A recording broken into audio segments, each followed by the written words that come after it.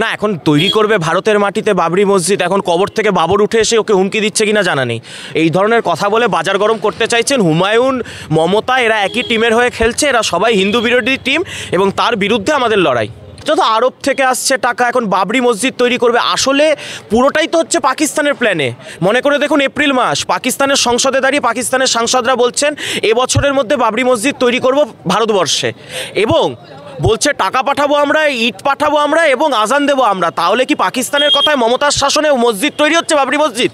পাকিস্তানের সাথে কি মমতা হুমায়ুনের গটাপ রয়েছে, প্যাক্ট রয়েছে? এটা প্রশ্ন করুন। পাকিস্তান যে কথাটা 6 মাস আগে বললো, পাকিস্তান যে বাবরি মসজিদ তৈরি করার কথাটা এপ্রিল মাসে বললো, সেই বাবরি মসজিদ গোটা ভারতবর্ষের মধ্যে পশ্চিমবঙ্গে কেন হচ্ছে? জবাব মমতাকে দিতে হবে, হুমায়ুনকে দিতে হবে। আসবে টাকা, পাকিস্তান পাঠাচ্ছে টাকা, এই টাকাটা বোঝার চেষ্টা করুন। মমতার শাসনে পাকিস্তানের পয়সা আসছে এবং সেই পয়সায় তৈরি হচ্ছে। কেন পাকিস্তানের কথা, পাকিস্তানের সাংসদদের কথা আর এখানের বাবরি মসজিদের ভিত্তিপ্রস্তর একসাথে হতে পারলো? এই জবাবটা তো দিতে হবে মমতা ব্যানার্জিকে। পুলিশ মন্ত্রীটা কে? অর্থমন্ত্রীটা কে?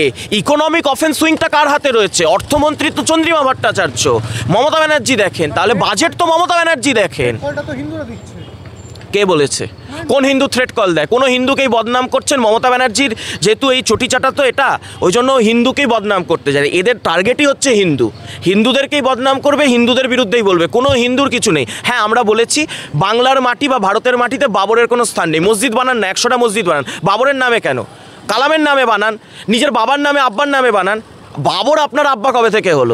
লড়বেন, কে কত জায়গায় কত মানুষ লড়বেন আমাদের কিছু যায় আসে না।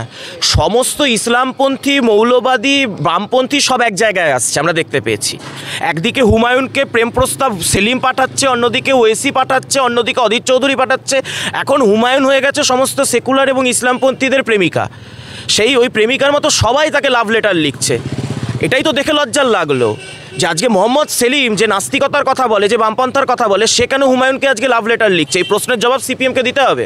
ও তো টাকাই তো নেবে, ওর নামেও একটা কিছুটা করতে হবে। বাবরি মসজিদ বাবার বলে তো কিছু ছিল না, বাবার তো হয় আমাদের দেশের দুশ্মন। ওই বাবরকে নিয়ে ও এখন কী করছে দেখেন, তার টাকা পয়সা কামাতে হবে তো, ওরা কামাই রাস্তা একটা, ওরা কামাইয়ের রাস্তা, সেই রাস্তাটা উনি ওপেন করেছেন, সে কামাই করছেন। নাহলে যে মসজিদ যে করবে, সে মসজিদ থেকে টাকাই বা রাস্তায় ঢেলে টাকা তুলবে? যে টাকা ফেলছে উনি গুছাচ্ছে, টাকা ফেলছে উনি পকেটে গুছাচ্ছে। এইটা হচ্ছে ওনার মেন ধান্দা আছে, ওই ধান্দাতে উনি সাকসেস হতে চলেছেন।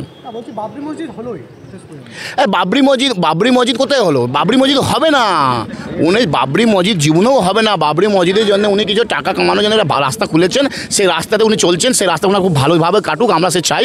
কিন্তু বাবরি মসজিদ কিছু হবে না। আপনি ওনার ওদের ট্যাগলাইন দিয়েছে 3 বছর বাবরি মসজিদ, জীবনেও হবে না। বাবরি হবে না, হতে দেবো না আমরা।